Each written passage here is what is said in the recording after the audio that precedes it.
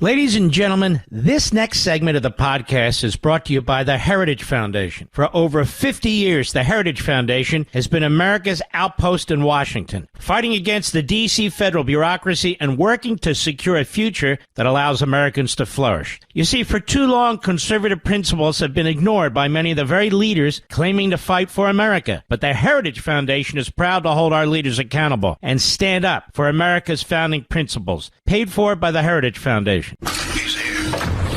He's here. Now, broadcasting from the underground command post, deep in the bowels of a hidden bunker, somewhere under the brick and steel of a nondescript building, we've once again made contact with our leader, Mark Levin.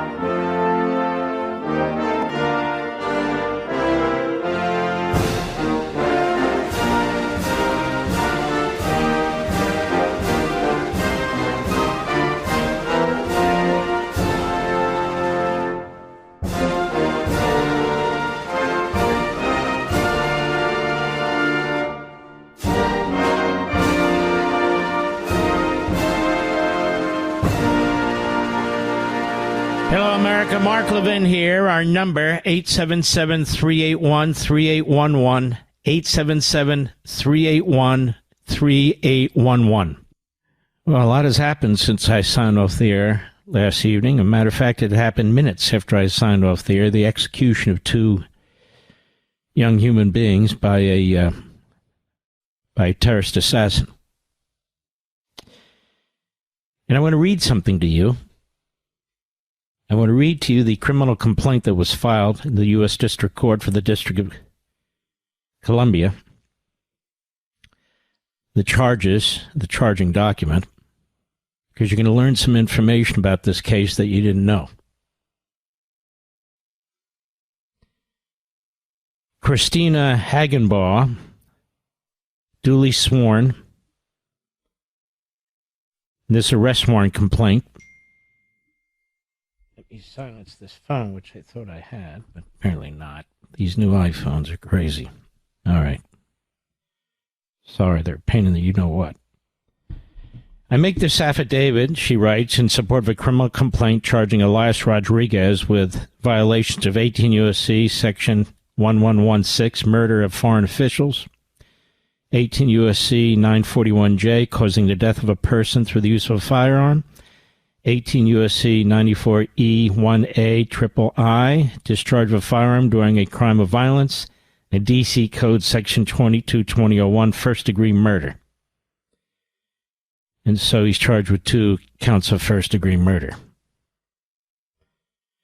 My own view is capital murder should result in capital punishment, but that's just me. The facts set forth in this affidavit, based on information I've obtained from my personal involvement in the investigation, and from other law enforcement officers who have been involved in this investigation, on documents that I have reviewed and on my training and experience where I have reported statements made by others, or from documents that I have reviewed, those statements reported in substance and in part, unless otherwise indicated.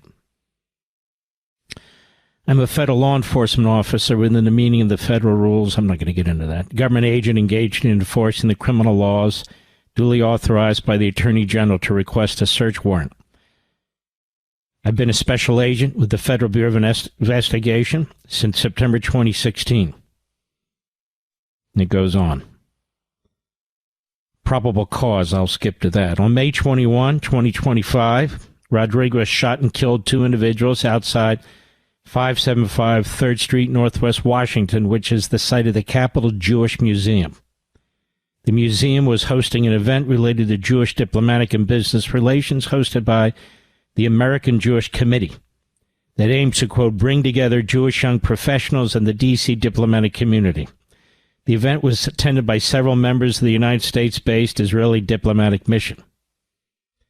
On Wednesday, last night, approximately 9:08 p.m., members of the Metropolitan Police Department, 1st District, were dispatched to investigate a shooting at the intersection of 3rd and F Streets, Northwest. Upon the officers arriving at the scene, they observed decedent number 1 and decedent number 2 suffering from gunshot wounds. Decedent number 1, just so you know, they don't mention who she is in the charging document. She's 26 years old, Sarah Milgrim, an American citizen. An American citizen. Decedent number 2 is Yaron Lischinsky, 30 years old, an Israeli citizen. A practicing Christian whose father was Christian and mother was Jewish. And they had moved from Germany to Israel. And Sarah Milgrim was Jewish, her parents are Jewish, and an American citizen. Well, they do mention her here. I apologize. Decedent number 1, identified as Sarah Milgrim, was employed by the Embassy of Israel in Washington. The preliminary review of decedent 1 remains showed that she suffered multiple gunshot wounds to the body. Decedent was transported from the scene by the District of Columbia, Fire and Emergency Media Services, Medical Services, to the office of the Chief Medical Examiner for the District of Columbia. Decedent 1 was pronounced dead at 9:35 p.m. by the medical group under the authority there. The results of the autopsy are still pending. Decedent 2, identified as Yaron Lischinsky, was employed by the Embassy of Israel. He was pronounced deceased by members on the scene under the authority of the medical group there at 9:14 p.m. He remained on the scene during the initial processing and until members of the medical team conducted their preliminary investigation of his remains. I mean, these young people were alive a half hour earlier. Decedent number 2 was an Israeli citizen. According to the Department of State, decedent number 2, based on his official visa, was an official guest to the United States government. This is what I want you to hear.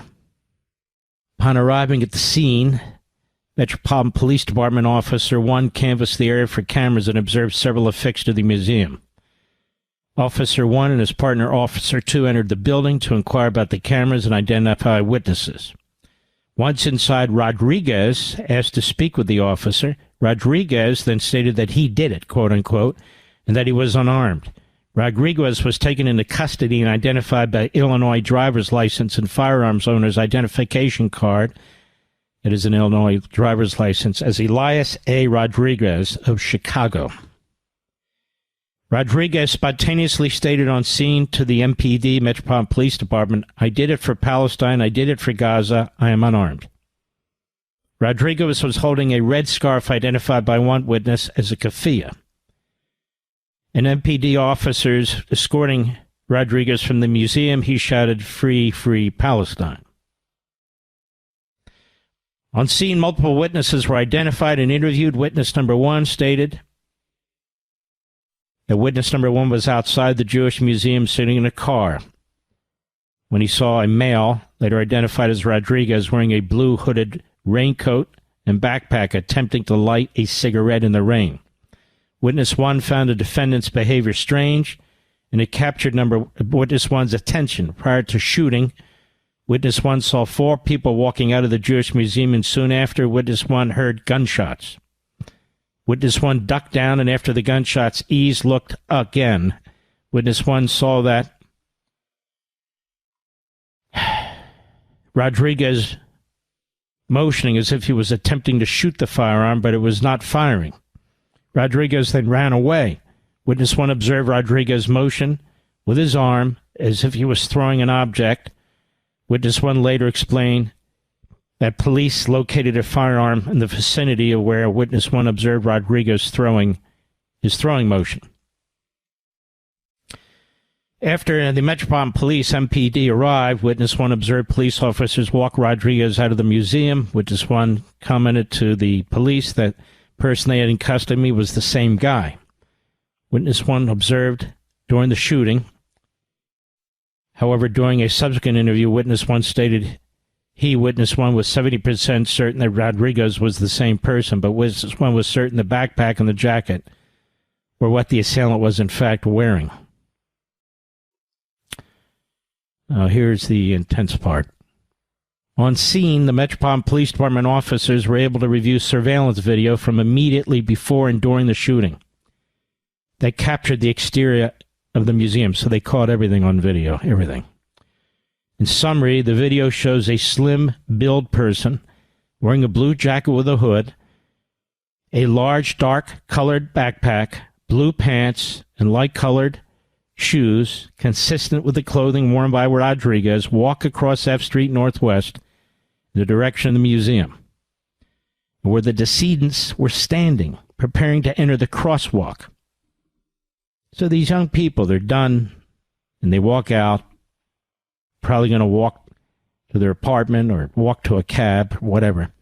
Once Rodriguez walked past the decedents and two witnesses, he turned to face their backs. So he walks behind them and then turns toward their backs, brandished a firearm from the area of his waist. Rodriguez is captured on the video extending both of his arms, as you extend them to shoot something, in the direction of the decedents, firing several times. So he shot them in the back, as indicated by the muzzle flashes. Once the decedents fell to the ground, Rodriguez is captured on the video advancing closer to the decedents, leaning over them with his arm extended and firing several more times. They're on the ground, and he shoots them more. As decedent one, this is this 26-year-old young lady, this American citizen. As decedent one attempted to crawl away from Rodriguez, he followed behind her and fired again. After a brief moment, Rodriguez appeared to reload his firearm. At the same time, decedent one, this young girl, sat up. She sat up. Once he reloaded, Rodriguez fired several more times into the decedent, into the girl. Apparently, the young man was dead after he was shot when he hit the ground. But the young lady was crawling away for her life. He shoots her more. He's reloading his pistol. She sits up, and he executes her. Rodriguez is then captured jogging back in the direction of 3rd Street Northwest and southbound in the direction of where the entrance to the museum is located. D.C. Department of Forensic Sciences members responded to the scene. So here's where he goes in. He pretends, he's out of breath, this, that, and the other thing, and so forth and so on, and then he confesses. According to airline records provided by United Airlines, on May 20th, that would be the day before yesterday, he flew from Chicago O'Hare Airport in Illinois to Reagan National Airport in Virginia. Additionally, according to records provided by United, Rodriguez declared and flew with a firearm in his checked bag. Thus, Rodriguez crossed state lines with a firearm. Based on facts described above, there's probable cause. Now, that's interesting. He declared, additionally, according to records provided by the United Airlines, he declared and flew with a firearm in his checked bag. All right, so then he accessed it legally and so forth. That's pretty rough, isn't it, Mr. Producer? She's crawling away, and he keeps shooting her. Then she sits up, and he kills her, executes her. And the young man obviously didn't know what hit him. He shot from behind, you see. More when I return. I'll be right back. Mark Levin.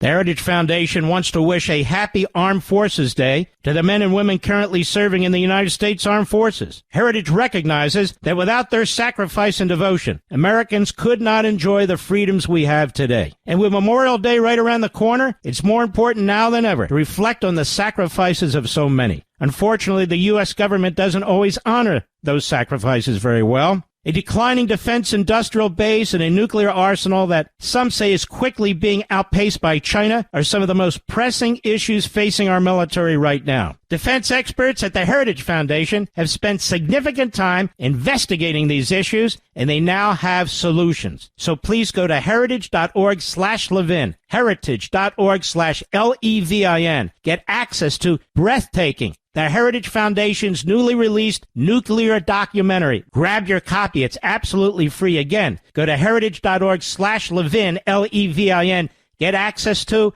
Breathtaking. You'll also find their latest report on how the U.S. can take action now to revitalize our declining defense industrial base. You can find these eye-opening resources at heritage.org/Levin, heritage.org/Levin, paid for by the Heritage Foundation.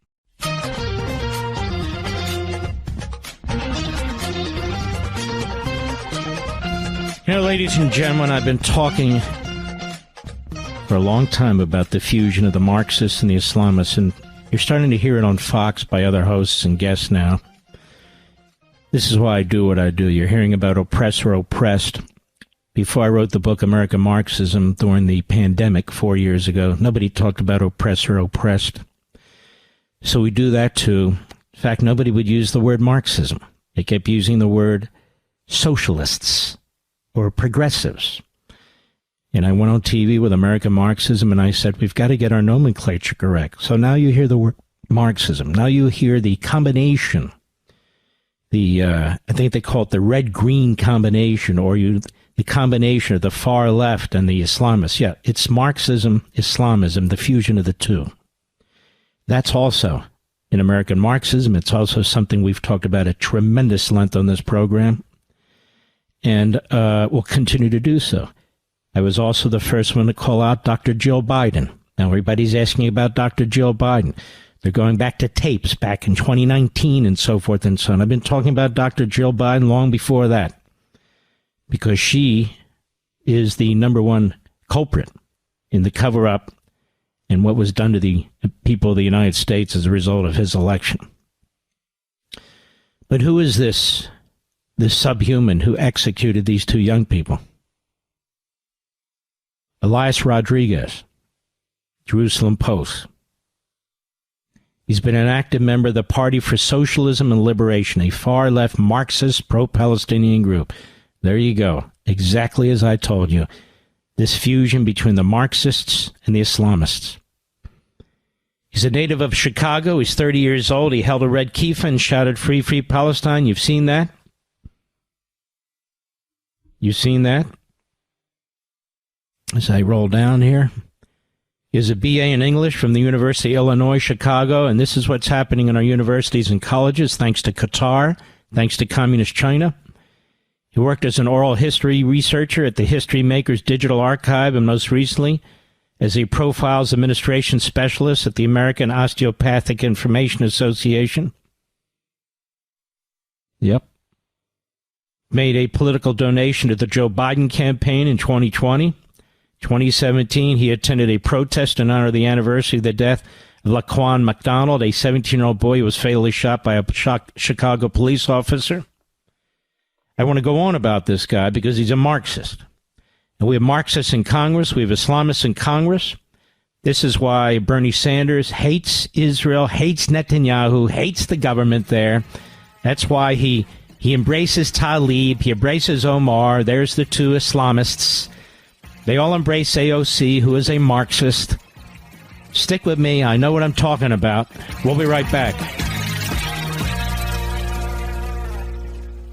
Have you thanked a U.S. service member recently? With Armed Forces Day this past weekend and Memorial Day coming up right now, the Heritage Foundation is committed to honoring the sacrifice of those who gave their lives for our freedoms and protecting those who currently serve. The U.S. government, however, has not demonstrated the same commitment. Our defense industrial base, which is vital to keeping a strong and ready military, it's in a shambles. Our nuclear arsenal is even in worse shape. The Heritage Foundation recognizes the severity of this threat, and you can now gain access to what their research has uncovered. It's unbelievable. In fact, it's breathtaking. Go to heritage.org/Levin, heritage.org/Levin. Get access to the report. It's called Breathtaking, China's Race to Nuclear Dominance. This is eye-opening. It's a deep dive. It underscores why it's critical that the U.S. take action right now. You'll also gain access to the Heritage Foundation's latest report on how to revitalize our declining defense industrial base. For the safety of those who currently serve, it is imperative that we take action right now. So please visit heritage.org/Levin, heritage.org/Levin, paid for by the Heritage Foundation.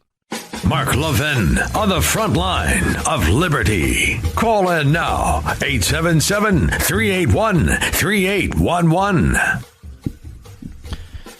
So let's go into this guy Rodriguez. I've talked to at some great length now over the years about this fusion of Marxism and Islamism. In American Marxism, started really discussing it about 7 years ago. You see it on the streets, the college protests, the riotous, violent protests. We talked about it all during that period over the years.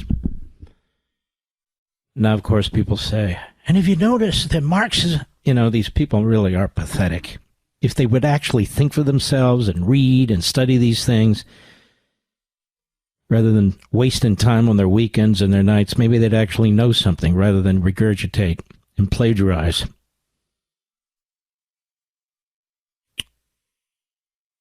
He also said that this is Rodriguez, told Liberation magazine in 2017, the wealth that Amazon has brought to Seattle has not been shared with its black residents. Companies whitening of Seattle is structurally racist, this is him, and a direct danger to all workers who live in that city.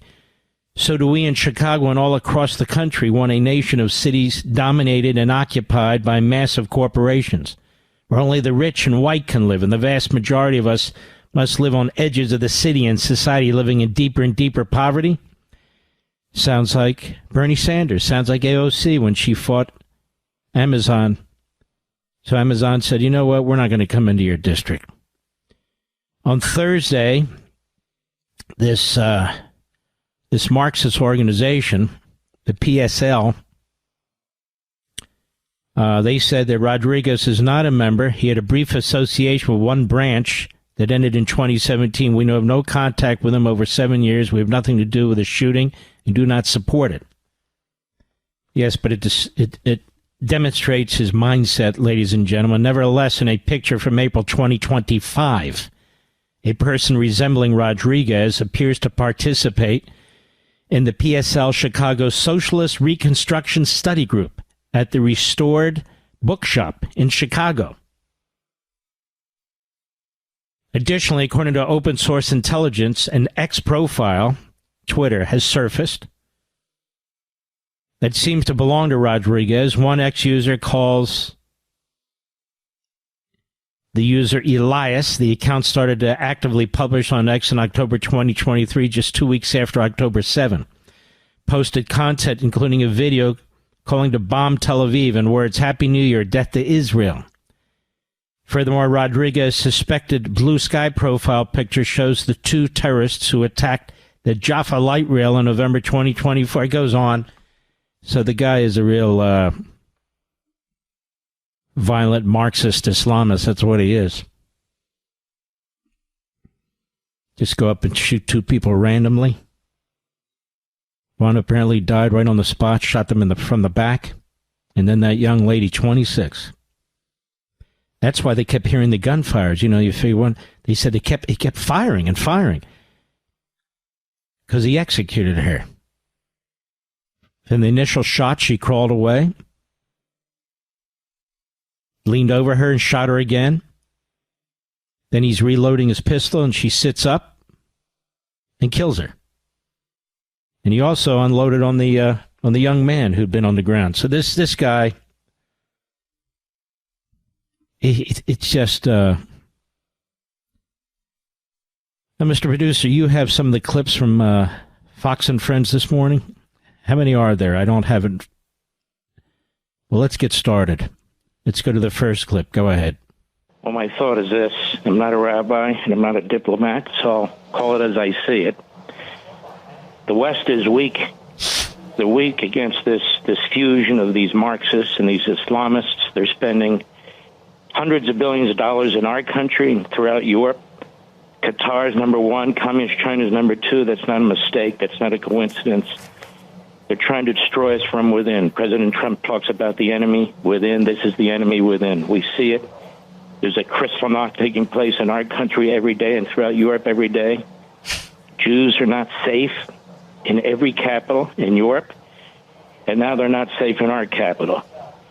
Now, we always are sort of behind Europe in its decline over a period of years. We need to learn and see what's taking place. This isn't about free speech, so the radical libertarians, in the face of this onslaught, would have us commit suicide. This is being funded by Qatar and other countries. There is a funding network. There are more Islamist front groups in this country, terrorist front groups in this country. They multiply like rabbits. Congress is not doing enough to stop this. I know the administration is doing yeoman's work, unlike the prior administration. This is what happens when you have open borders and unfettered and unvetted immigration, particularly from the Middle East.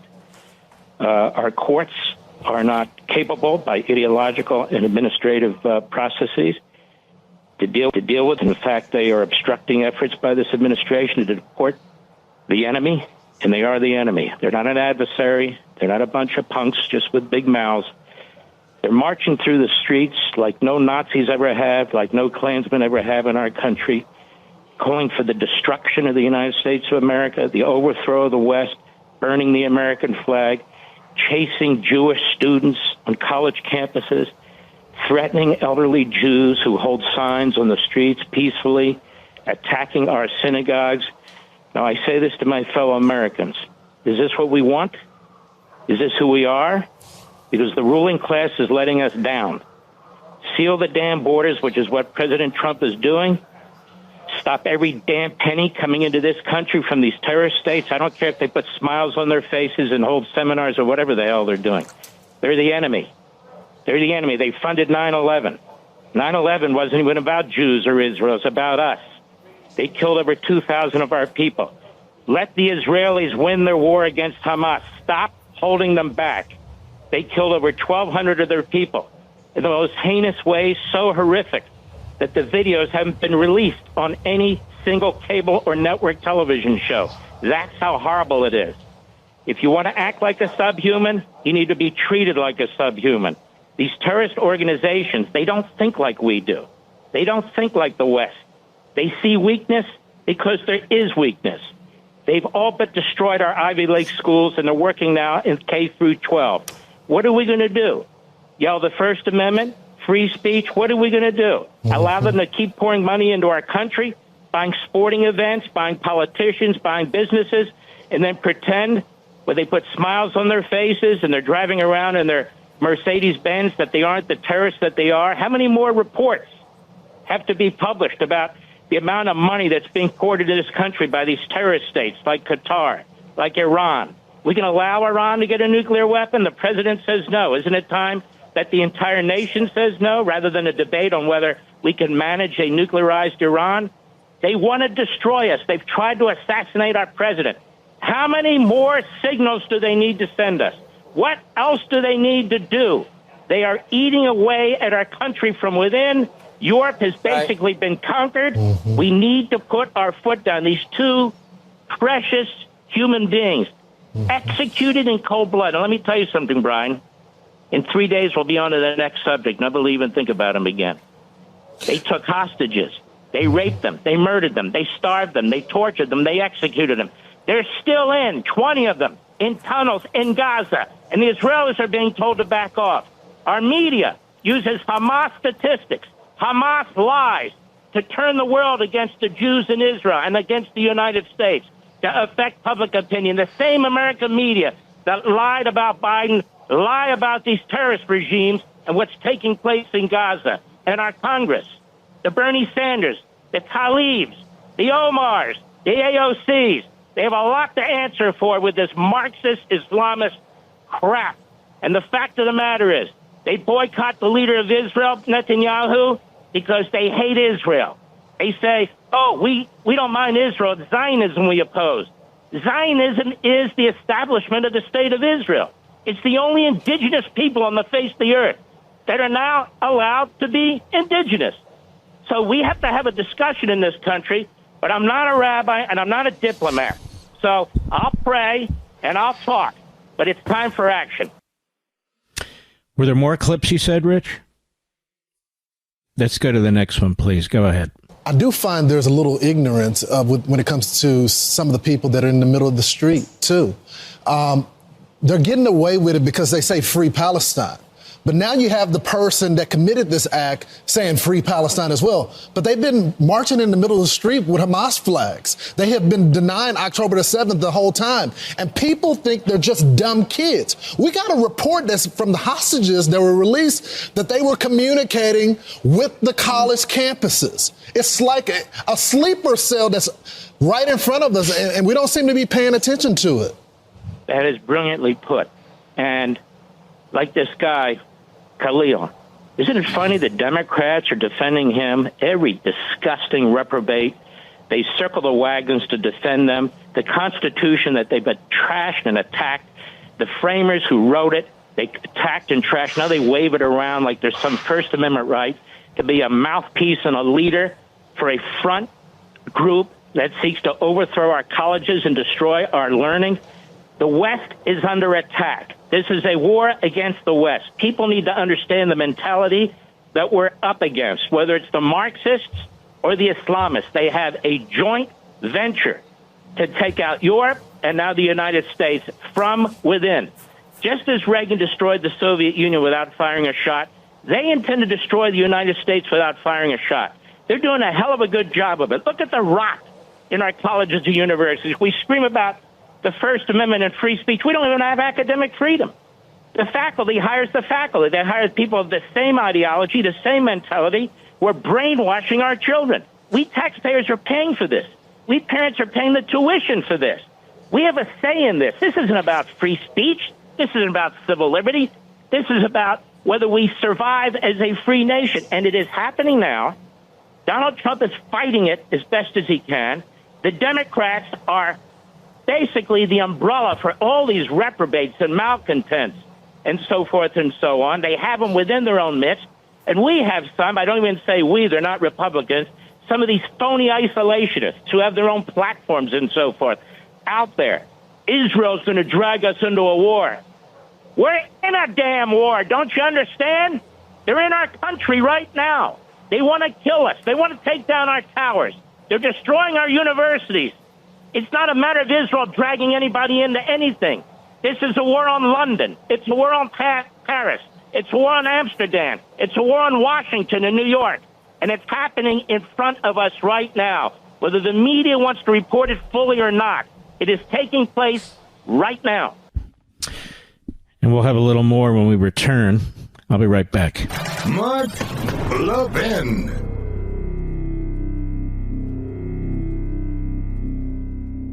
The Heritage Foundation wants to wish a happy Armed Forces Day to the men and women currently serving in the United States Armed Forces. Heritage recognizes that without their sacrifice and devotion, Americans could not enjoy the freedoms we have today. And with Memorial Day right around the corner, it's more important now than ever to reflect on the sacrifices of so many. Unfortunately, the U.S. government doesn't always honor those sacrifices very well. A declining defense industrial base and a nuclear arsenal that some say is quickly being outpaced by China are some of the most pressing issues facing our military right now. Defense experts at the Heritage Foundation have spent significant time investigating these issues, and they now have solutions. So please go to heritage.org/Levin, heritage.org/LEVIN. Get access to Breathtaking, the Heritage Foundation's newly released nuclear documentary. Grab your copy. It's absolutely free. Again, go to heritage.org/Levin, LEVIN.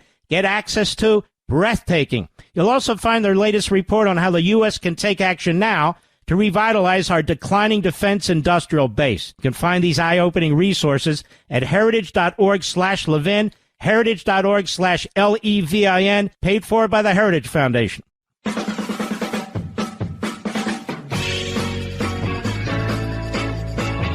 Okay, folks, here's the last of it from Fox and Friends this morning. Go ahead, please. So, Mark, what do you think is going to happen out of these talks that could take place this weekend? Word is that Israel is losing patience, and they just want to take out what they can of Iran's nuclear apparatus. What would you think if Israel just did it on their own? You know, the president likes to say America first. Well, I'm sure Netanyahu has to say, well, Israel first.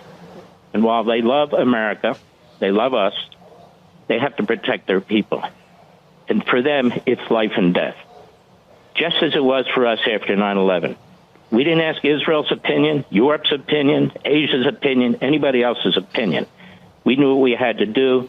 The prime minister knows what he has to do. Hamas must be defeated. I don't care how many envoys we send over there and all the leaks to Axios and all the rest. Hamas must be defeated. That's number one. Number two, Iran must not get a nuclear weapon. And if there's a deal and the Israelis don't feel it's sufficient, then the Israelis need to take care of business. It's that simple. Because President Trump won't be president forever. These guys play long ball. They not only want to destroy the state of Israel, they want to destroy the United States. Their war is not just with Judaism, it's with Christianity, it's with other Muslims that don't embrace their Islamist viewpoint. They slaughter their own people more than anybody else does. So true. This is evil on earth, and people need to understand that. Mark, you mentioned AOC and you mentioned Omar. Well, someone in D.C., a reporter asked Ilhan Omar a comment. Can you at least just comment on this? And she didn't. Listen. Congresswoman Omar, can I get your reaction to the shooting that happened in D.C. last night? I'm going to go for now. I'm going to go for now, Mark. Couldn't even say condolences for the family. Now, because she's an Islamist. Let's stop playing games. She's an Islamist who got elected to Congress as part of what Donald Trump calls the enemy within. It's time to take our mittens off and do a reality. She's an Islamist. Tlaib is an Islamist. Bernie Sanders is a Marxist. I dare them to sue me. I dare them to sue me. I will counterclaim. I will get all the information I need. I will expose these people in civil court because they cannot be exposed criminally. I will do it myself if I have to. This is the enemy within. Our media, some of it's bought and paid for, some of it's not, day after day, spewing the Hamas propaganda about casualties. Even Hamas amended the casualties, and they're still spewing the casualties. There are Jews that are still in tunnels in Gaza. Who put them there? Who attacked Israel on October 6th? Free Palestine. They had their own country. It's called Gaza. What they mean by free Palestine is destroy the Jews, kill the Jews, get rid of Israel. I have a message for them. Israel's not going anywhere. Israel's not going anywhere. Persians couldn't do it.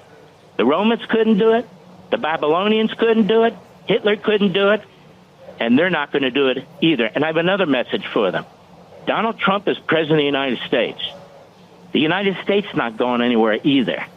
And he has an all-hands-on government effort to fight this anti-Semitism. And I couldn't be prouder of what he's trying to do. It would be nice if we had some help from Hakeem Jeffries. It would be nice if Chuck Schumer would stop writing books and actually do something about it. But the Democrats aren't the ones that held hearings about what's going on in our colleges. The Republicans are. And I don't say this to be a partisan. I say this as an American who sees exactly what's taking place. All right, ladies and gentlemen, I think I've covered this relatively thoroughly. When we come back, there's something else interesting I want to dive into a little bit. I keep hearing, what do the Democrats stand for? They don't have a platform. The Republicans do. Okay, there we are. Republicans getting cocky again with a 2-vote, 3-vote majority in the House. But I want to dig into this. I'll be right back. This segment of the podcast is exclusively sponsored by Pure Talk. Pure Talk offers great coverage and can save your family money on your wireless bill every single month. Go to puretalk.com to find the plan that's right for you. Thank you again for listening, and thank you so much for this sponsorship, Pure Talk. He's here. is here. Now, broadcasting from the underground command post, deep in the bowels of a hidden bunker, somewhere under the brick and steel of a nondescript building, we've once again made contact with our leader, Mark Levin. You know, Mr. Producer and I were just kidding about going back to school. Ladies and gentlemen, I hate to say this, I hated school. I hated it. I hated it so much that when I was in high school, I read a school newspaper advertisement. If I went to Harvard, I think I called it advertisement, but an advertisement that said that if in 11th grade you get a grade point average of a 4.0, in other words, perfect A's through all your classes for the 2 semesters, that you might be able to skip 12th grade and attend college at Temple University in Philadelphia, which is, lived right on the border, Cheltenham, right on the border with Philadelphia. I'm well aware Temple, Philadelphia, was there all the time. You know, used to ride my bike there. Can't do that today, boy. Take your life in your own hands or drive your car there and so forth. So I got straight A's and I got out of high school a year early. Then I'm in college. I said, how the hell do I get out of here? In other words, I was a free spirit. I wanted to get out. I had things I wanted to do. I didn't need to sit there in front of lecturers, teachers, or professors telling me what to think. I was thinking for myself. I was reading for myself. I wanted to go. You know, from the time I was 13 or 14, I was really like 45 years old mentally. So I decided, I'll tell you how I'll get out of college early. I'll accelerate. What does that mean? I'll take more courses than I need to over the course of those 3 years, and I'll get out a year early. But I have to have a really good grade point average because I wanted to go to law school. So I got out in 3 years. So there I was, 2 years ahead. By the way, some people go 3-4 years ahead. I'm not comparing, I'm just telling you what my journey was. And I graduated college, Phi Beta Kappa, magna cum laude. It could have been Summa, but I decided while I was in school to run for the school board. I get bored. I get bored when people are telling me what to think or what to read or something like that. So I ran for the school board and I won, which took a lot of time. Every weekend I would go door to door. We hit over 3,000 doors, my parents and I, my brothers, my buddy Eric. And back then, you know, there weren't all these reporting requirements. So I printed up my own business cards and went door to door and everything else and so forth. But so that took a lot of time. But I got elected.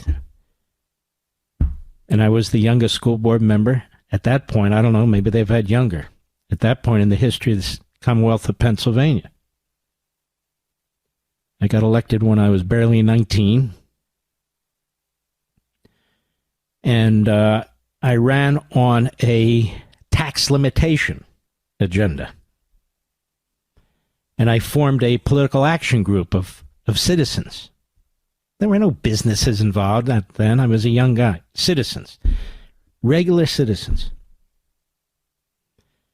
And we raised money on our own. Not a lot. I think the total of $5,000, something like that, to put out our own mailings. So I ran as a Republican, but I also ran as a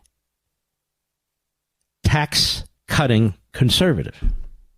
Because the property taxes went up, they were nuts.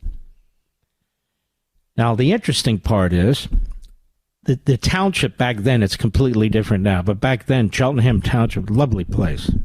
Certainly then. I don't know what it is now. Basically, there were 3 areas. I mean, they had a number of commissioners. The center of the township was not exclusively, but mostly Jewish. And the ends, the West End and the East End, were mostly Gentile. So where do you think most of my support was, Mr. Producer? Among the Irish and the Germans and the Polish. That's where most of my support was. But I had enough support in the center, too.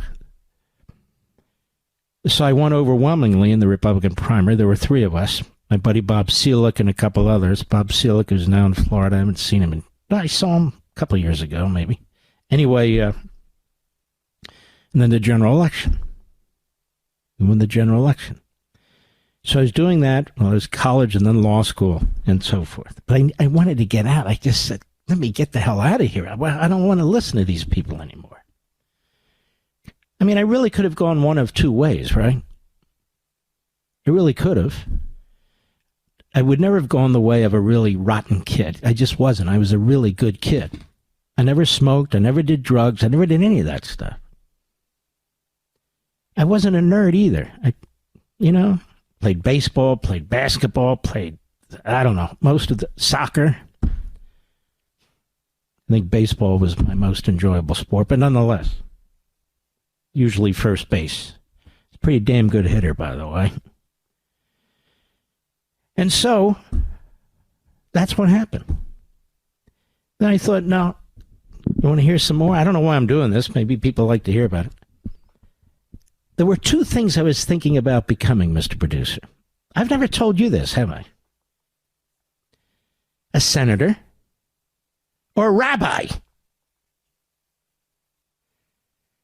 Now, the rabbi thought was a very quick one. I said, no, that's not for me. And then the senator thought, I'm watching, I'm thinking, I love the fact they're on the floor of the Senate, but I don't want people coming up to me. I didn't get my Social Security check. Can you give my kid an internship? I said, you know what? I can't do that either. So that's not what I did. Anyway, so, and then when I was in law school, I'm getting somewhere, stick with me. As the president says, I travel, and I come back. I guess that's kind of what I'm doing. So I was 20 years old, I was in law school, and they had a brand new program at the U.S. Supreme Court. You could intern there for the Chief Justice. Intern to handle administrative stuff, speeches, that sort of thing. So again, I'm anxious to get going, and I applied. I guess probably thousands and thousands of people did. I don't know. And I got the slot, Mr. Producer. Can you believe that? And the Chief Justice at the time was Warren Burger. And he was giving speeches about how poor law schools are in preparing lawyers for litigation, for actually being lawyers. Then I did a lot of research on those speeches. And that's when I met a clerk to the Chief Justice by the name of Michael Ludick. At that time, we became good friends. Now I can't stand the guy. To be perfectly honest with you, I haven't talked to him in decades, but what he's done and what he's become, I just can't deal with it. But we were quite friendly. But I got to observe the justices, many of them too. Rehnquist was on the court. Clearly, he was brilliant. And I observed, among others, Harry Blackmun. Now, Harry Blackmun wrote the infamous Roe v. Wade decision, but he was also considered the least, and I'm not trying to put him down, I'm just telling you the truth, the least of the brainiacs, let me put it that way. And I always saw him in the court library, always. Early in the morning, late at night. Because obviously he had to do the most work. Supreme Court of the United States. What about clerking? I never had any interest in that. Remember, I wanted to get out. I had my things that I wanted to do. And I worked briefly for a company in California, and then I swung right into the Reagan administration. I was just turned 23. And I spent 8 years in the Reagan administration. The rest is history. or hysterical, one or the other.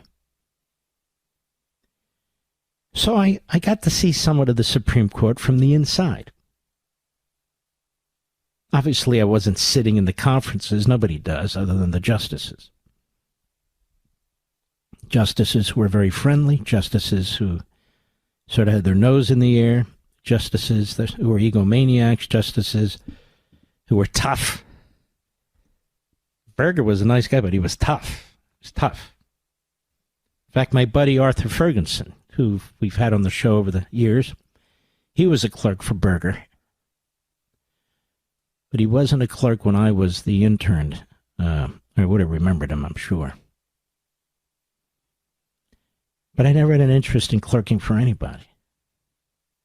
I never had an interest in him being like a contracts lawyer or anything like that. I'm there, oh my God. Just me. Stick with me.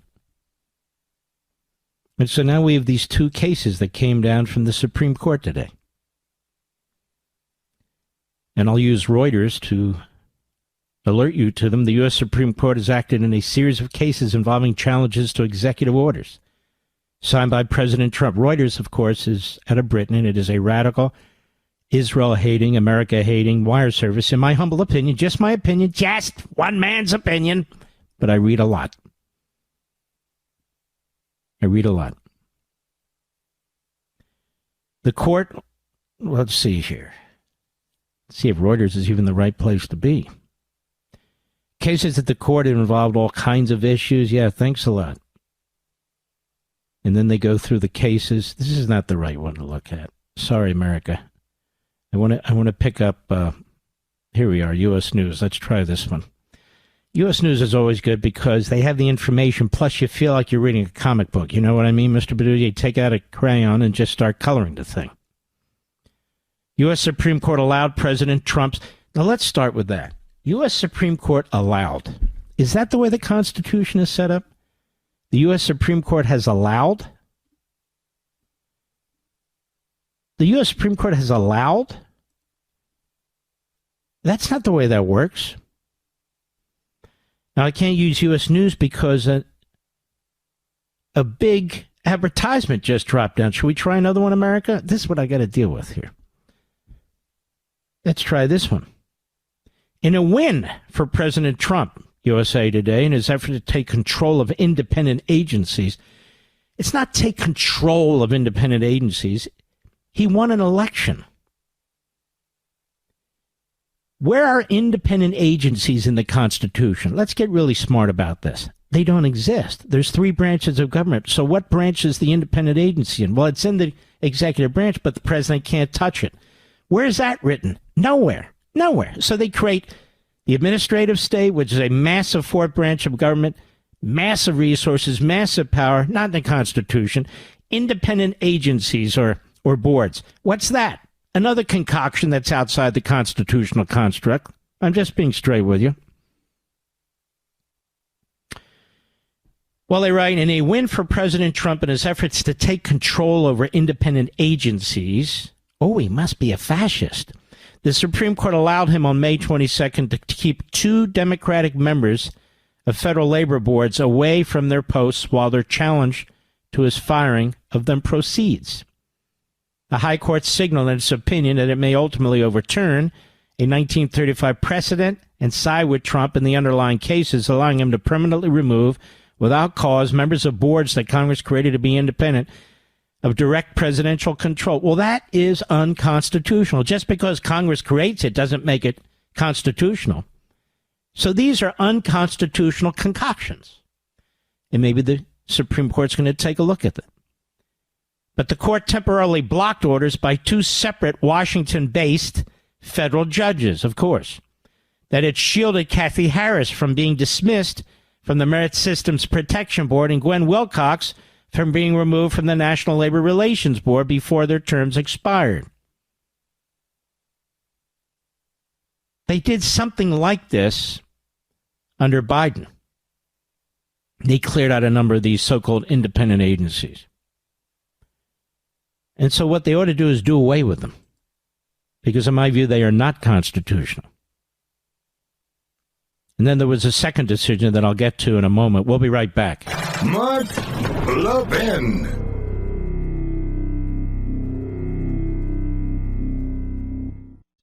Pure Talk, my wireless company, a veteran-led company, believes every man and woman who has faithfully served this country deserves to proudly fly an American flag that was made in America. And listen to this. That's why Pure Talk is on a mission to give an allegiance flag, the highest quality American flag ever, to 1,000 U.S. veterans in time for the patriotic holidays. Switch your cell phone service to Pure Talk today. Know that you're supporting a company that will be providing these high-quality flags made in America to deserving veterans. With plans from just $25 a month for unlimited talk, text, and plenty of data, you can enjoy America's most dependable 5G network while cutting your cell phone bill, in many cases, in half. The average Pure Talk family saves over $1,000 a year. Just go to puretalk.com/Levin. That's puretalk.com/Levin to switch hassle-free in as little as 10 minutes. Again, that's puretalk.com/Levin. Switch to a wireless company that supports our veterans, that is patriotic, based right here in America. Switch to Pure Talk. The other Supreme Court decision was a 4-4 split, no opinion provided, blocking the first religious charter school in Oklahoma. 4-4. Barrett was not involved. This involved a Catholic charter school. I don't know why she would have to recuse herself. Although apparently here there are lawyers associated with Notre Dame Law School, so that's probably why, because that's where she went to law school. The Supreme Court dealt an unexpected blow today to the conservative drive for religious charter schools, with the justices splitting 4-4 and unable to rule on a case from Oklahoma. 4-4 means there's no decision effectively, and whatever the circuit court did holds, in effect blocking a proposed new Catholic charter school. If upheld, it would have been the nation's first tax-funded, church-run charter school. In recent years, charter schools have proved popular with parents. And let me tell you the problem with this. 4-4, they think John Roberts went with the three leftists, 4-4, but they didn't have to sign it. But that's what they think. William Rehnquist made the point, separation of church and state, and everybody cites this Thomas Jefferson letter. Thomas Jefferson was not at the Constitutional Convention. He gave his opinions from time to time when they were solicited by Madison, but he had no direct role in it whatsoever. He wasn't a delegate. He was in France. And I want to get into this a little bit more. I don't know that I can get to it, Mr. Producer. I'm trying. Let's see here.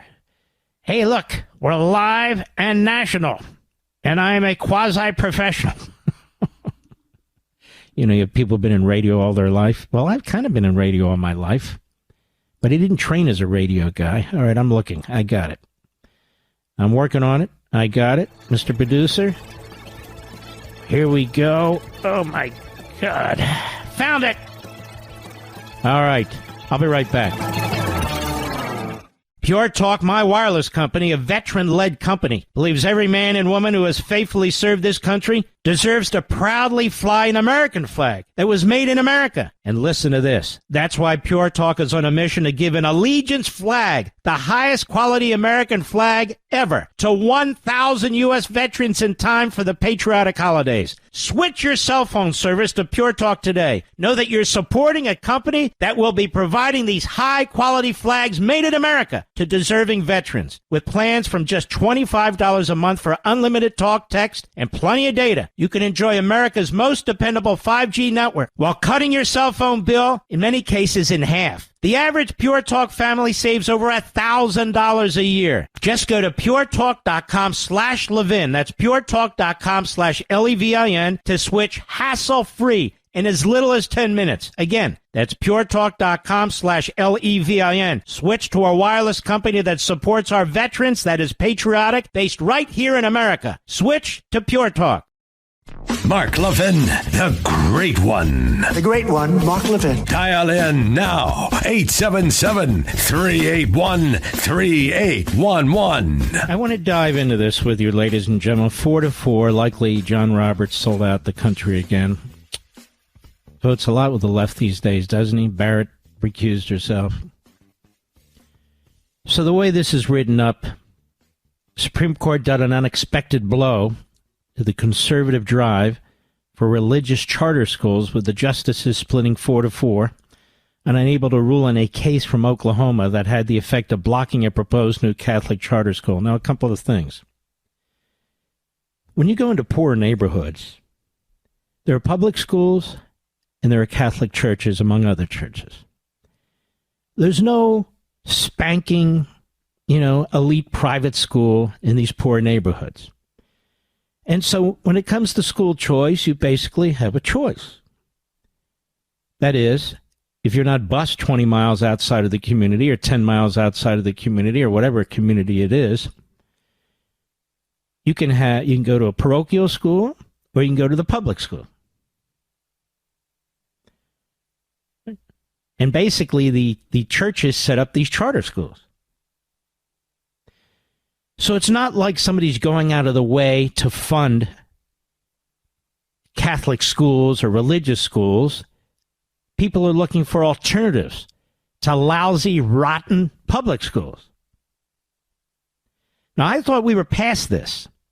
There's an old case called Everson. I'm doing this by memory. But Everson, I write about it, I'm sure, in Men in Black, my first book.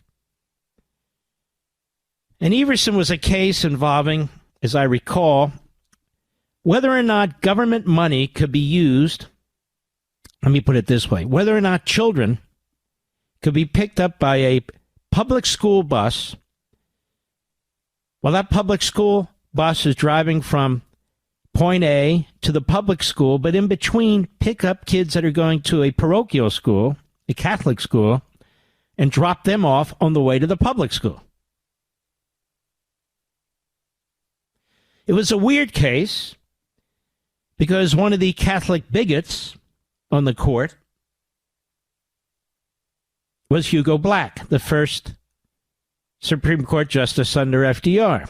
He had been a lawyer for the Klan in Alabama. And so he basically wrote the decision by voting with the majority. He was the most senior of the group at the time.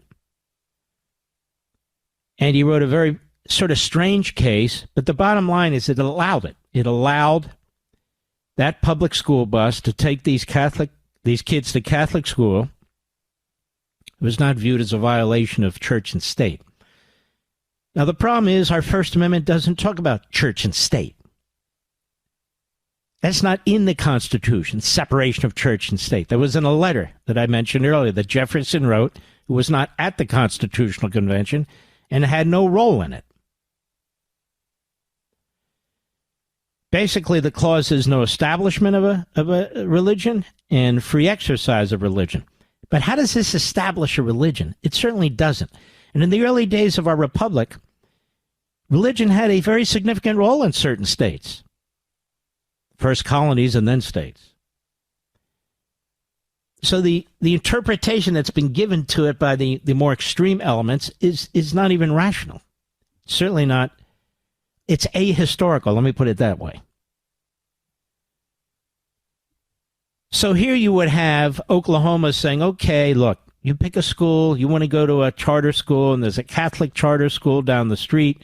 Okay, the monies that we're giving you to go to a school can be used to go to that Catholic school, that charter school under that Catholic school. So Barrett recuses herself. The three leftists, no doubt, voted no, and they think John Roberts joined them. So 4-4, the federal court, as I understand it, in Oklahoma had ruled no, that you couldn't do it. So that's where it stands. So those kids can't go to a Catholic charter school or whatever charter school.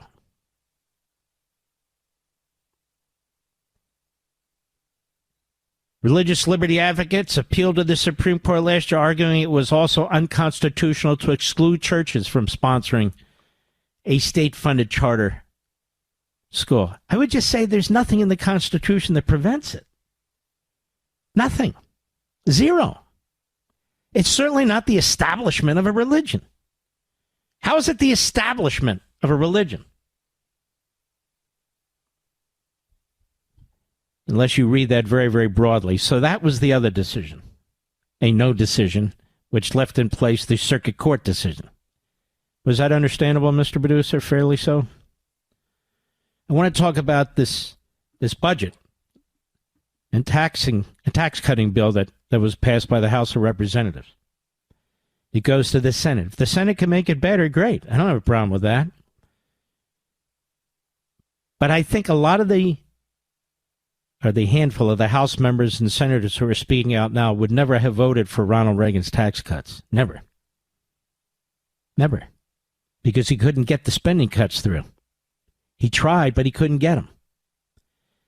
So put yourself in the place of a member of Congress. You have a choice. You vote for this bill,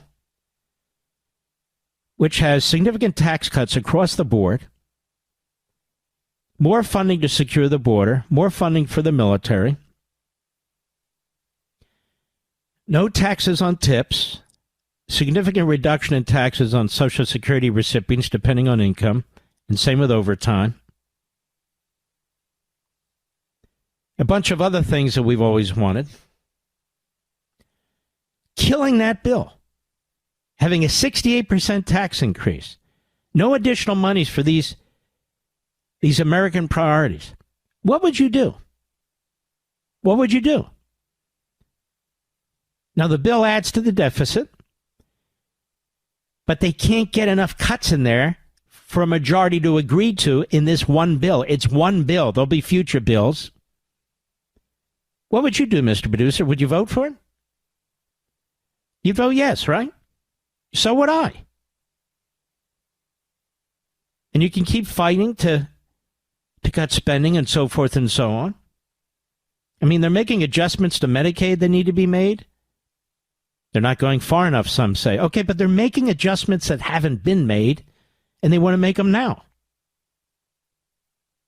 That's a good thing. They want to get freeloaders off the system, healthy, mentally, physically capable males, as an example, 25, 30, 32 years old. Get them the hell off the sofa. You got to work. You know what the work requirement is, America? 20 hours a week. Then you can get free medical care. 20 hours a week. Is that asking too much? According to some, it is. Well, that's too damn bad. Too damn bad.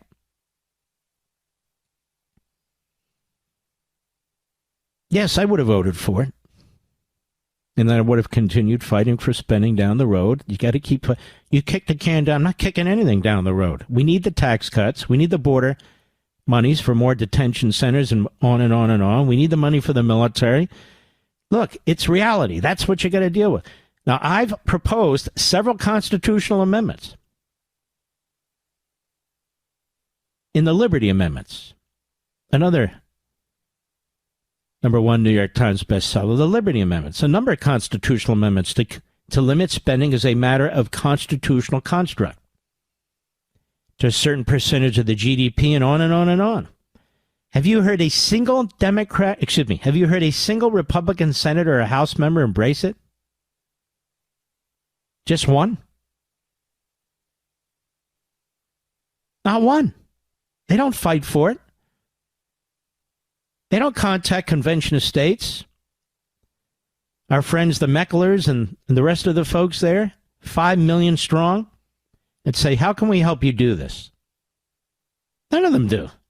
There's a whole, I always say about the Marxist Islamist left, the American Marxists, they never give us a blueprint. Now, they give us sort of a macro understanding of how they want to destroy our country, but they never give us a blueprint. I wrote this book, The Liberty Amendments. There's blueprint right there, a blueprint right in the book for what can be done to curb spending, to curb the size of government, to curb the power of the judiciary. It's all right in there. Not one of them has taken it up. Not one. Now, that book was written for the Convention of States process, but what would prevent a senator or a House member or more than one of each from taking up the cause of one of these amendments and try to push it through the first way you amend the Constitution? Is it an uphill battle? Everything's an uphill battle. Nothing's handed to us. We know what we're up against. I was saying at the break, there's a lot of talk now, and you'll hear it, about how the Democrat Party just keeps shooting itself in the foot. The Democrat Party, if they'd only get on the right side of cultural issues, the Democrat Party, you know, they don't know what they stand for. And when they stand for something, they make fools of themselves. I'm a little sick and tired of people getting cocky. Remember what happened last midterm, Mr. Producer? We had people going on TV telling us we're going to have 60 Republican senators and we're going to blow out the red wave, which never happened. The same people. They haven't learned a damn thing. The same people haven't learned anything. This is a forever war. May I say that? It's true. Good versus evil. Them versus us. But they don't understand the Democrat Party. They'll now use phrases that I've taught them. They'll throw around Marxism and oppressor oppressed.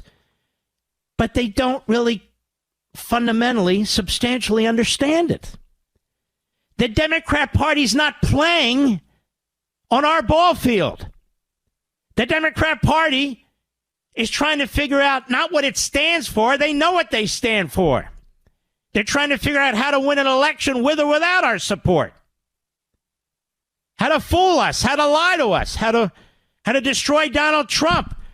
They figure all we need to do is win one more election, one more. And we will fundamentally alter America. Folks, we have a couple vote majority in the House. It's not like we have a massive majority in the Senate. We have 53 Republican senators. And we act like we've got 60 Republican senators and 40 vote majority in the House. We don't have it. So why is everybody on TV so cocky? Or radio, for that matter?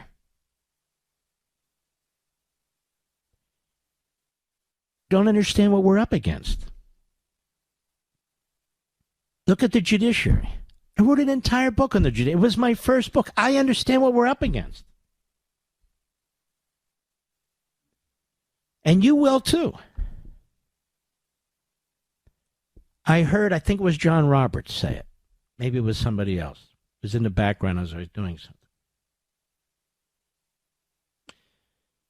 He actually used the word power, Mr. Producer. Power. And I don't think he used that because, Mark used power, I don't think that's what happened. But he came close to the point. The point. If you understand power, if you understand that there are people, that there are groups, that there are factions, that there is a party that seeks to seize power, not necessarily by the vote, but seeks to seize power. Maybe it's the judiciary, maybe it's the bureau, whatever it is.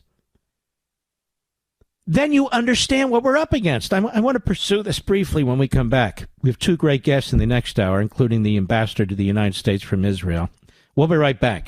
Mark Levin.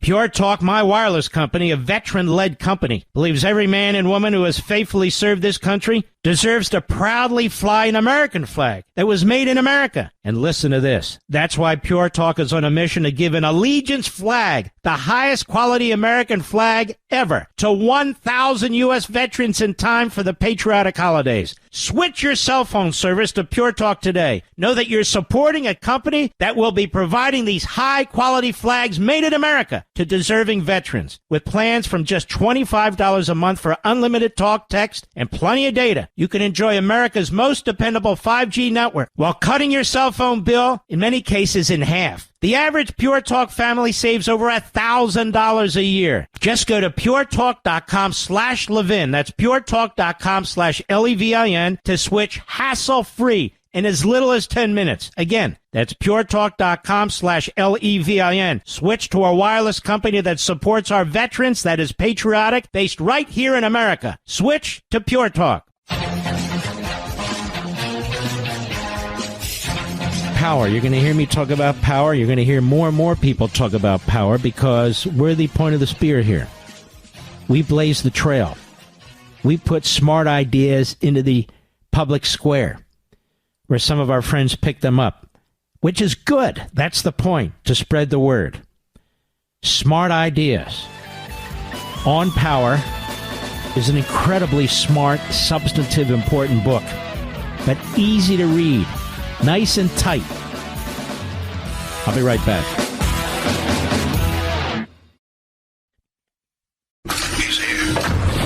He's here.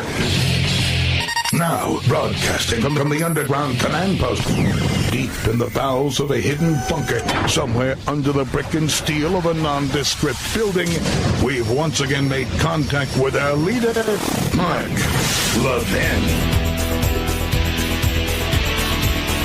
Hello, America. Mark Levin here. Our number, 877-381-3811, 877-381-3811. Now, ladies and gentlemen, many of you may know who she is. Many of you may not. But I want to introduce you to Erin Molan. Now, how did I come to know Erin Molan? Well, I don't know her personally or socially, but we used to watch Sky in Australia, and I watched her a couple of times give these unbelievable monologues. I said, who the hell is this? All the way on the other side of the world. And why does she give a damn about what's going on in the United States or give a damn about what's going on in Israel? But she was really, really good. She is really, really good. And you'll see from time to time I post on social media her videos because she's on YouTube. Erin Molan on YouTube. Erin, M-O-L-I-N. Erin, how are you? Welcome to the show.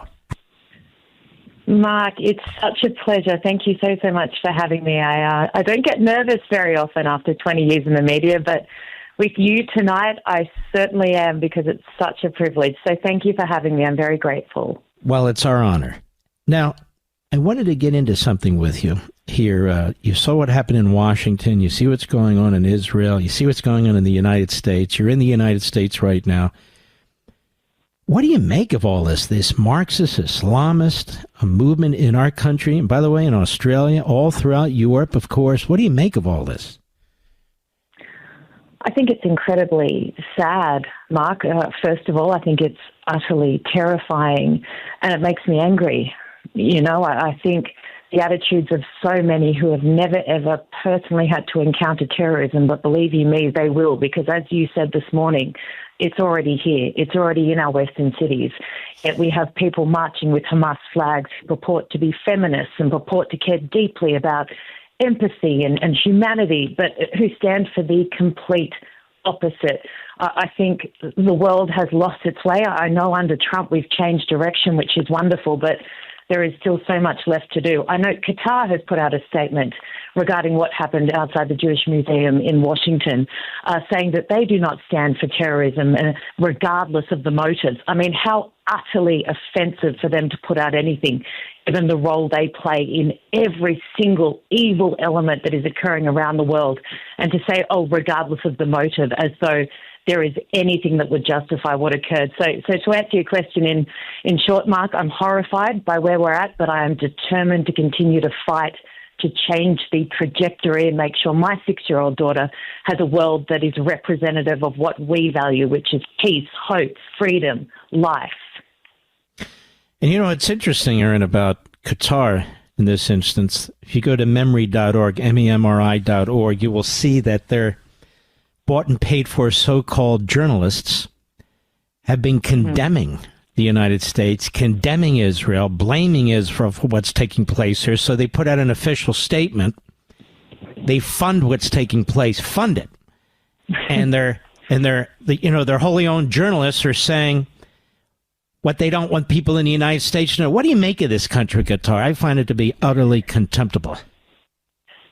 Oh, it's insane. I agree with you. Absolutely. And this rhetoric, which we've now seen, is so dangerous regarding Israel somehow being responsible for what occurred on October 7 and the aftermath.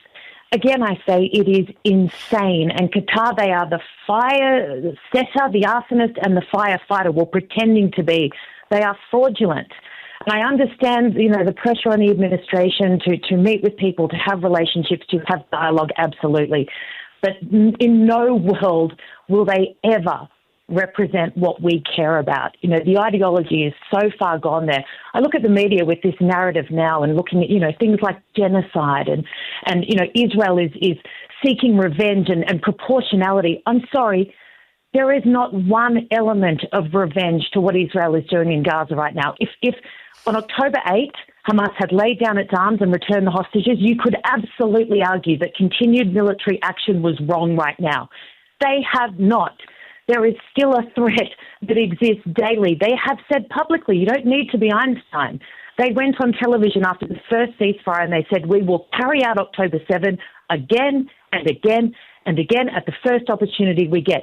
Plus, they still have hostages.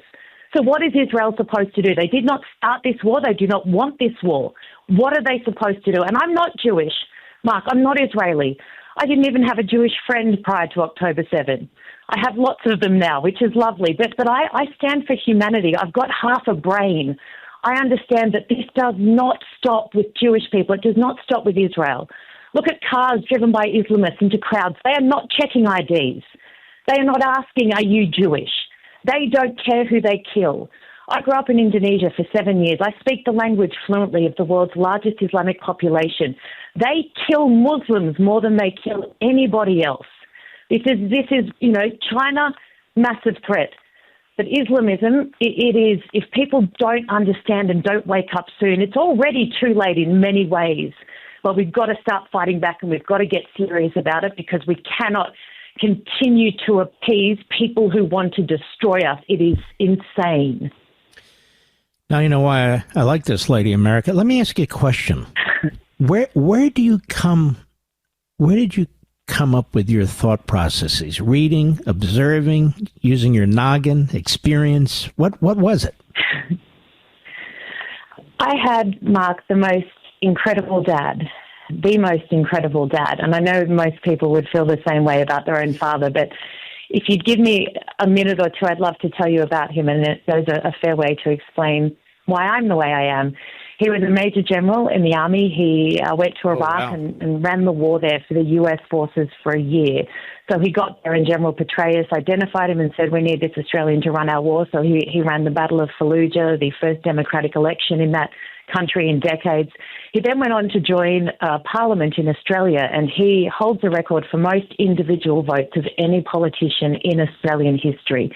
So he was a phenomenal human being and an incredible ally of Israel. He had a moral compass unlike anything else. He was sent to Israel in 2014 to investigate the conflict the year prior with an American general and a British general. And of course, because we send, people to check up on our democratic ally, it's ridiculous. But either way, his quote at the end of that, having run the war in Iraq on behalf of the Americans for a year, he said, they put us to shame with how they conduct warfare. He was the bravest, most courageous, most incredible person. He said to me from a very young age, you do what is right even when it is hard. And it is hard, Mark, at times. I'm a single mum with a 6-year-old. I know that standing in this space and standing publicly for Israel, against terrorism, for humanity, endangers my daughter and endangers my life. But pick your hard. It's hard now, but what will the world be like in 2 years, 4 years, 8 years, if people like you don't speak, if people like me don't speak? So, I'm driven to do what is right, and I will never stop. And yes, my life would probably be easier if I piped down a little bit, but that's not in my nature and never will be. Fantastic. Now, people can find you on YouTube, right? They go to Erin Molan, M-O-L-I-N. They can. Yeah. A-N, M-O-L-A-N. I never thought I'd ever correct you, let alone on it. Don't be silly. No, you need to correct me. I'm so grateful. Thank you so much. I'm starting from the beginning back on YouTube, so I really appreciate it and would love any support. And again, I'm just if I could just take 30 seconds to compliment you, and I promise I'm not sucking up. I say to people, young people, when they're coming through and they want to be broadcasters, I say to them, you don't need to be attractive, you don't need to be polished. God, this sounds awful, doesn't it? The half I'm reading does. I say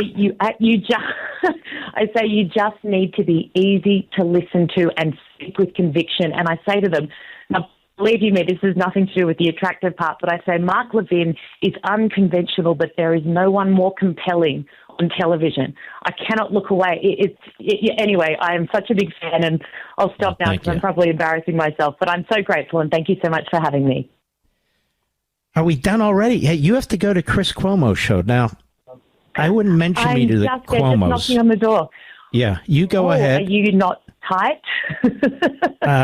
You can mention it if you want. I wouldn't. But anyway, you enjoy it there. We're going to have you back. You're just too good to have once. So I would love to. God bless you, my friend. And great. My fee is really affordable, Mark. Really cheap. Yeah, so far zero. All right, take care. All right, bye-bye. Thank you. She's something else. Substantively, is just unbelievable. Don't you think, Mr. Producer? So when my wife calls me handsome all the time, is she not telling me the truth? I'll be right back. Mark Levin.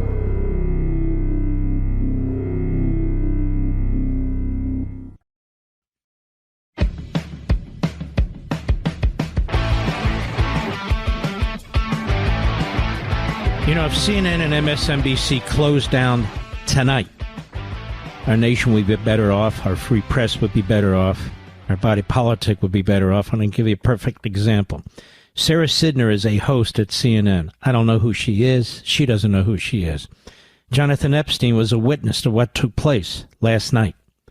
And I want you to listen to this, because this is the problem we're having in our country right now. Our media are absolutely corrupt. I don't mean they're taking money, although some are. I mean they're intellectually corrupt. Cut 7, go. As you go forward with what you have seen, can you give us any sense, because you said you looked the shooter in the eyes, can you give us any sense of what you saw in him as he was sort of getting help and people were tending to him as if he too was a victim of seeing this? Yeah, well, to be clear, I heard about that part because we were in the secure room when he initially walked in. I just saw him screaming and then being handcuffed. But what I saw in his eyes, I mean, I went to Columbia for grad school, and I saw the same thing in his eyes as I saw in the eyes of all the protesters at Columbia. Nothing different between him and them. But they did not create this horrific shooting. They did not, they didn't shoot. They gave permission. They gave the permission. And they've called for this. They have called for Intifada revolution, which is the same thing he yelled last night. Do you worry that there will be a conflation, though, of the two, those people who are speaking their mind, who really care about what is happening in Gaza, and those people who are like this person who did this horrific shooting, who intend to do harm? A conflation. I mean, they're calling for Intifada. At Columbia University, they call for Intifada constantly. They're not quietly. They're loud. They're loud. You can hear it. They make recordings of themselves. So what's the difference? I mean, folks, does she even know what Intifada means? Does she even know what the mindset of the Islamists is? It's just disgusting. You know what? I have decisions to make when this book comes out. Who do we send them to in the media? Do you think I should literally send it to some of these hosts on these other networks? Do you think they'll even read it, Mr. Producer? I have a whole section on this sort of thing. And the Islamists, ladies and gentlemen, just like the Marxists, they rely on the ignoramuses like the Sarah Sidners. I don't know, Sarah, when people are talking about from the river to the sea, Palestine will be free, which means the absolute elimination, the Holocaust of the Jews who live there. That sounds like a similar mindset to me, doesn't it to you, Rich? I mean, what the hell is she talking about? It's really incredible to me, in a disgusting way. Incredible to me. And this is what she comes down on. This is what she says. I mean, this is funded by the left. Here's Benjamin Netanyahu today. Cut 6, go. Last night in Washington, something horrific happened. A brutal terrorist shot in cold blood a young, beautiful couple, Yaron Lischinsky and Sarah Milgrim. Yaron had just bought an engagement ring for Sarah. He was planning to give it to her in Jerusalem next week. They were planning to start a new and happy life together. Well, that tragically did not happen. Yaron and Sarah weren't the victims of a random crime. The terrorist who cruelly gunned them down did so for one reason and one reason alone. He wanted to kill Jews. And as he was taken away, he chanted, "Free Palestine." This is exactly the same chant we heard on October 7th. On that day, thousands of terrorists stormed into Israel from Gaza. They beheaded men, they raped women, they burned babies alive, they butchered 1,200 innocent people and took 251 innocent people hostage to the dungeons of Gaza. A short time afterwards, Chancellor Scholz of Germany visited Israel. And after he saw the horrors, he said to me, "These Hamas terrorists are exactly like the Nazis." He was right. And if they could get away with it, these Hamas terrorists would have slaughtered every last Jew on earth. For these neo-Nazis, Free Palestine is just today's version of Heil Hitler. They don't want a Palestinian state. They want to destroy the Jewish state. They want to annihilate the Jewish people who've been in the land of Israel for 3,500 years.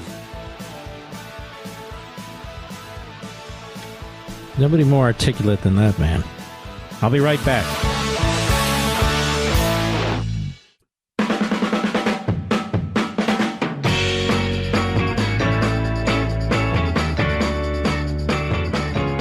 Well, it's really an honor to have Ambassador Leiter on the program. He's Israel's ambassador to the United States. He knows America well, born here. Ambassador, we're very, very sorry for what took place. The young lady who was murdered, Sarah, was actually an American citizen. And Yaron, of course, an Israeli citizen. And you mentioned that they were going to get married. They were going to get engaged back in Israel. What can you tell us about them? Good evening, Mark. It's good to be with you. You too. Yeah. Yaron came from Germany to Israel many years ago. Went to school, went to the army. He went to university. And Sarah's from Kansas City. They met at the embassy. Yaron was an advisor to one of our senior diplomats. And he was a research assistant, lovely, lovely fellow, very quiet, unassuming, but very serious. And Sarah was sunshine. I mean, she was a smiley gal with beautiful red hair, and every time she came into the embassy, it was like sunshine came through. And it's the story, really, I think, of our relationship. If you kind of do a zoom out, Yaron being Israeli and Sarah being American, falling in love here in the embassy. And he had actually purchased a ring this week, and he planned to take her next week to Israel to meet his family and to propose to her by the Kotel, the Wailing Wall. But they both lost their lives last night in a attack by a gunman screaming, "Free, free Palestine." You know, Mr. Ambassador, I read the charging document. I'm not going to go through it again. We read it out loud in the first hour. It was horrific, especially what happened to her. It looks like she was actually struggling for her life, but he executed her, and he shot them both from behind. It was tough to read. I read it out loud so the American people know what we're up against. We see this fusion in this country. He was a Marxist between Marxism and Islam and Islamism. We see it in our colleges and universities. We see it all over Europe. We see it actually even in Israel. What do you make of this? We call this evil nexus of Marxism and Islamism, the Red-Green Alliance. Mm-hmm. And it is on the surface a very strange kind of alliance. We're talking about the extreme left and the extreme right coming together. But extremes find a natural connection, and they're very totalitarian in nature. And they're also very bloody in nature.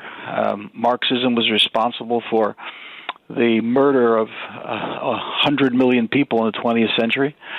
And Islamism today is absolutely committed to the death cult that's emanating from Iran in particular, not exclusively, but in particular.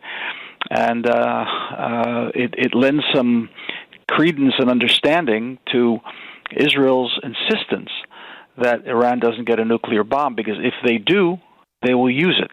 There's no restraint at all whatsoever with these people. It's a vicious death cult that doesn't really consider how many people they take down with them in their apocalyptic vision of the future. There's a lot of Jews in America who are concerned about these negotiations just because, not because of the United States or the president, but because of the enemy. And Iran is our enemy, too. They tried to assassinate our president. They've tried to assassinate other officials. They want to put nuclear warheads on ICBMs to reach our country. And they talk about hate, trying to destroy America as well as Israel. I'm just making the point that it is a bit of a risk, no, when agreements are signed with terrorist regimes? Well, it's not just the Jews of America who are concerned about Iran. This is a threat to Western civilization. They call. Yeah. By the way, I don't disagree with it, but they're the ones I talk to, not all of Western civilization. Anyway, go ahead. Yeah, well, no, I mean, I travel the country far and wide. Just came back from the West Coast, where I met with students at UCLA. I visited churches. Americans are concerned of all denominations. This is an evil, maniacal regime that will not hesitate to sprint out to nuclear weapons and actually use it. So it must be understood that even before they actually press a button and set off a bomb, imagine all of their proxies, like the Houthis, like Hezbollah, like Hamas, and many others, Islamic Jihad, working under a nuclear umbrella. So that would mean that every conventional war would never end. It would be like Vietnam, unless it ends in the defeat of the West. It just goes on and drags on. Israel can't afford to do that. We're a tiny little country. We can't have a conventional war that goes on for decades. And that means that we have to do everything in our power to prevent Iran from achieving a nuclear bomb. We hope and pray that the negotiations that Steve Witkoff is advancing with the Iranians will include, as he said, quoting the president, that it will ultimately result in complete dismantlement of the infrastructure that they've already built, which is an infrastructure for the full enrichment of uranium, which will allow them to weaponize the uranium and have a delivery system which will threaten the world. So if these negotiations result, we hope and pray. I mean, look, if negotiations can achieve what is the ultimate goal without using kinetic power, it's always better. We have doubts about the Iranians telling the truth, to put it mildly. But if that could be achieved, that's the end game. No enrichment whatsoever. They can have a civilian nuclear program. You don't need enrichment for that. There's 50 countries that have a civilian nuclear program. The fuel is brought in, it's processed, and it's taken out. It's all under international supervision. But anything that involves enrichment and weaponization on Iranian soil is absolutely an impossibility. Let me ask you last question, because I know you have to go. Britain, France, Canada, they all get together, and there they are threatening Israel with all kinds of sanctions and trade issues and so forth. I guess if you don't get out of Gaza, don't you get kind of sick and tired of other countries telling you whether your people get to live or die or how to fight your wars? I mean, it is incredible to me. I can tell you now, when we decided to take on Al-Qaeda or ISIS, we didn't give a damn what Britain, France, or anybody else had to say. It's got to be frustrating. Well, it's very frustrating indeed. And I think it needs to be pointed out that when these countries, the president of France, Prime Minister of Great Britain, Starmer, and the Prime Minister of Canada point a finger at Benjamin Netanyahu and point a finger at the State of Israel and say, on the one hand, that we need to do is pull out of Gaza, allow the Hamas to, in effect, win this war. And then France advances a resolution to recognize unilaterally a Palestinian state, in effect, turning October 7th into a victory dance for Hamas. It'll be in effect allowing October 7th to be the Palestinian Liberation Day. Is that really what Macron wants? That's crazy. So it is when somebody screams free Palestine, which is only half the chant. The other half of the chant is from the river to the sea, Palestine will be free, which means genocide. You're calling for the genocide of the State of Israel. Okay, so it is absolutely imperative to come back to President Macron and say, look, when you advance this blood libel that we are guilty of war crimes, when the ICC and the ICJ condemn our soldiers and our Prime Minister, for crying out loud, war crimes, when we have done more than any country in history to avoid non-combatant casualties, when we have lost soldiers because we don't strafe bomb population centers but send them in on foot, we are dealing with an enemy that nobody has ever had to deal with. 40, 50,000 heavily armed, operating out of tunnels that are 450 miles. I mean, it's the width of the state of Pennsylvania. The great expert on urban warfare, John Spencer, has pointed this out, that no country has ever had to deal with the extent of terror tunnels as we have to deal with. And we're doing it with the most concern possible. This issue of humanitarian funding, it's just important that your listeners understand just one or two statistics.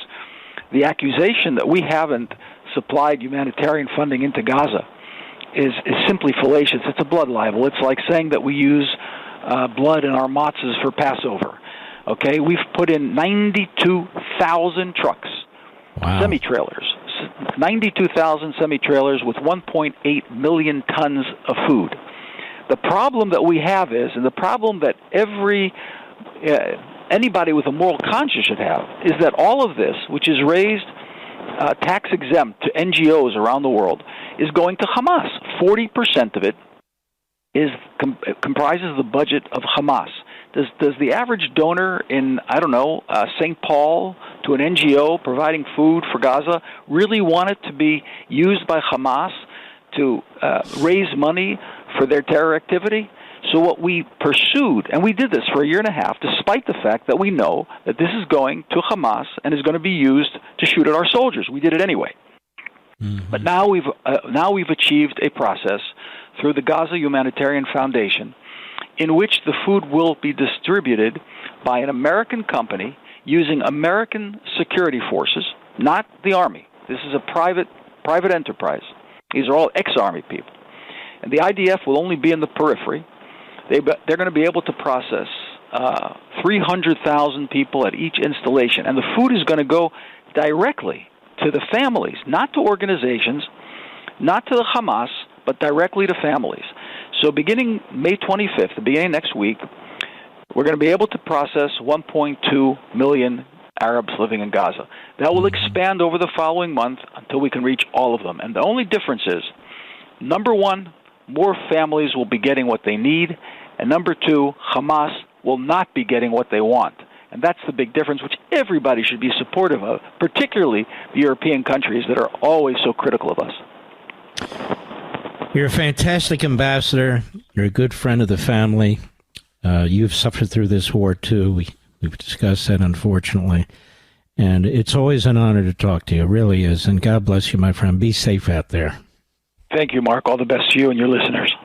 All right, brother. You take care of yourself. We'll be right back. Mark Levin.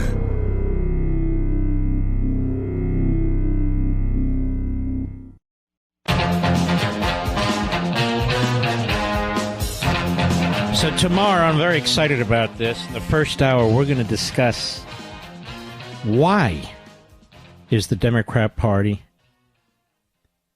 the Republican Party, actually more accurately, the Democrat Party and the rest of us, whether you're Republican or not, why are we so different? Why are we so different? So all my friends on TV and radio will want to listen very closely, so in about 6 months they can say, have I been saying that? I went, look, I do this show for you. Not for anybody else, just you. Seriously.